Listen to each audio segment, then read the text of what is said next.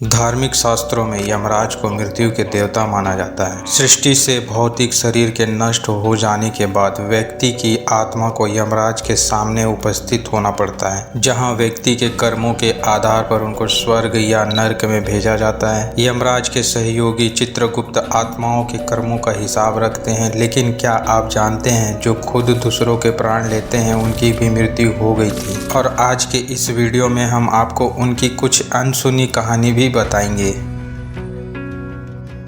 यमराज का जन्म सूरज देव और उनकी पत्नी संध्या के बच्चे के रूप में हुआ था। उनकी एक जुड़वा बहन भी थी जिसका नाम यमुना था, और उनके और भी भाई बहन थे जैसे कि मानु और शनिदेव। कुछ ग्रंथों में बताया कि यमराज को उनके पिता सूर्यदेव ने उनको श्राप दिया था। जब वह अपनी मां के पेट में थे, सूर्यदेव ने अपनी पत्नी संध्या को जब वह गर्भवती थी तब उन्हें मिलने आए थे। क्योंकि सूर्यदेव का तेज बहुत अधिक था, इसलिए उनकी पत्नी ने अपने आंखें बंद कर ली। इसी से सूर्यदेव को गुस्सा आया और उन्होंने श्राप दिया और कहा कि उनके पेट में जो बच्चा है वो विनाश के लिए जाना जाएगा। और इसी तरह यमराज का जन्म इन शक्तियों के साथ हुआ। एक कथा के अनुसार सूर्य देवता यमराज और यमुना को पृथ्वी पर भेजा। ऐसा माना जाता है कि आत्माएं जीवित प्राणियों के रूप में पृथ्वी पर तभी वापस आ सकते हैं जब वह अपने रिश्तेदारों को पीछे छोड़ दें। जो कोई बिना संतान के मर जाता है वह अंततः काल तक मृतकों के शहर में ही रहता है, क्योंकि उसके पास पृथ्वी पर लौटने का कोई साधन नहीं होता है। यमराज पृथ्वी पर रहने वाले पहले व्यक्ति थे जिनकी पत्नी नहीं थी, और इसलिए वो बिना किसी बच्चे के मारे गए। इसी तरह वो मृतकों के राजा बन गए और मृतक के शरीर यानी यमलोक पर राज करने लगे। यमराज एक रिलीजियस व्यक्ति थे और धर्म का साथ देते थे, और इसी कारण से उन्हें धर्मराज भी कहा जाता था।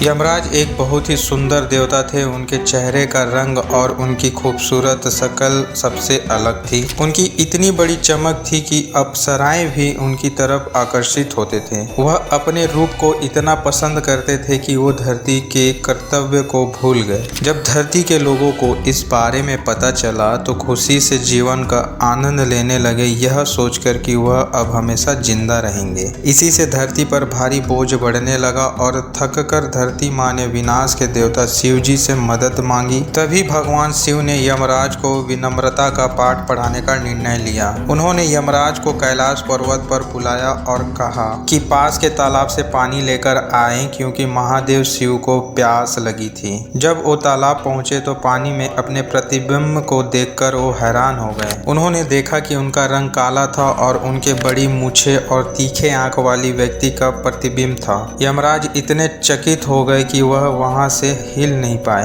अंत में यमराज को होश आया और वो दया की याचना करते हुए वापस महादेव शिव जी के पास भागे। शिव जी ने अब विकृत हो चुके यमराज की ओर देखा और केवल अपना सर हिलाया और अपने ध्यान में वापस चले गए। यमराज एक भगवान से दूसरे भगवान के पास दौड़ते रहे, लेकिन कोई भी उनकी समस्या को ठीक नहीं कर सकता था। निराश होकर उन्होंने भगवान विष्णु से प्रार्थना करने का फैसला लिया। कई वर्षों तक प्रार्थना करने के बाद भगवान विष्णु ने यमराज की पुकार का उत्तर दिया। उन्होंने पूछा, तुम्हारी इच्छा क्या है यम? जिस पर यमराज ने उत्तर दिया, कृपया मुझे मेरा सुंदर रूप वापस आशीर्वाद में दें। भगवान विष्णु ने अपना सिर हिलाया और उत्तर दिया, मैं यहाँ पर केवल एक ही उपकार कर सकता हूँ। तुम्हारी सिंह किसी और प्राणी को चले जाएंगे जो तुम्हारा वाहन होगा, लेकिन बाकी दृष्टि आपको सहन करनी होगी, और यह आपको याद दिलाएगा कि आप अपने काम में कभी भी आलस ना करें। इसलिए मृत्यु के देवता भगवान यमराज को ये डरावना भौतिक रूप मिला।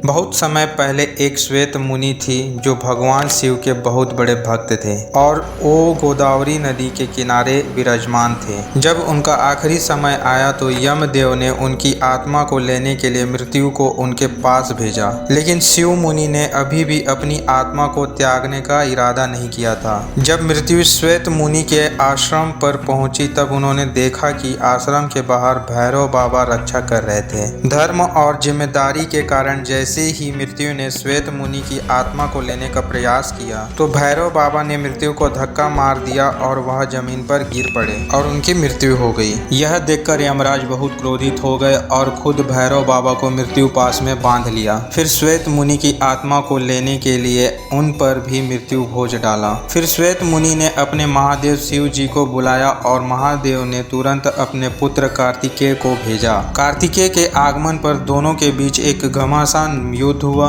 कार्तिकेय के प्रहार से यमराज को कोई समय भी टिकने का मौका नहीं मिला और वो जमीन पर गिर पड़े और उनकी मृत्यु हो गई। जब सूर्य देव को यमराज की मृत्यु की खबर मिली तो वह बहुत चिंतित हो गए। ध्यान लगाने के बाद पता चला कि यमराज ने भगवान शिव की इच्छा के विपरीत श्वेत मुनि की मृत्यु की, इसलिए उन्हें भगवान शिव जी के क्रोध को झेलना पड़ा। सूर्य देव भगवान विष्णु के पास गए और उन्होंने भगवान शिव को प्रसन्न करने का सुझाव दिया। सूर्य देव ने भगवान शिव की कठोर तपस्या की जिससे भगवान शिव प्रसन्न हो गए और प्रकट हुए। तब सूर्य देव ने कहा, हे महादेव, यमराज की मृत्यु के बाद पृथ्वी पर बहुत असंतुलन हो गया है। पृथ्वी को संतुलित बनाने के लिए कृपया यमराज को पुनर्जीवित करें। भगवान शिव ने नंदी से ही यमुना का जल मंगवाया और यमराज के पार्थिव शरीर पर छिड़का जिससे वह पुनर्जीवित हो गए और इसी तरह यमराज मृतकों के शासक बन गए क्योंकि वह मरने वाले पहले व्यक्ति थे। इसी के साथ हम आज की वीडियो को यहीं समाप्त करते हैं। वीडियो अच्छा लगा हो तो वीडियो को लाइक करें और वीडियो को ज़्यादा से ज़्यादा शेयर करें और चैनल पर नए आए तो चैनल को सब्सक्राइब करें। धन्यवाद।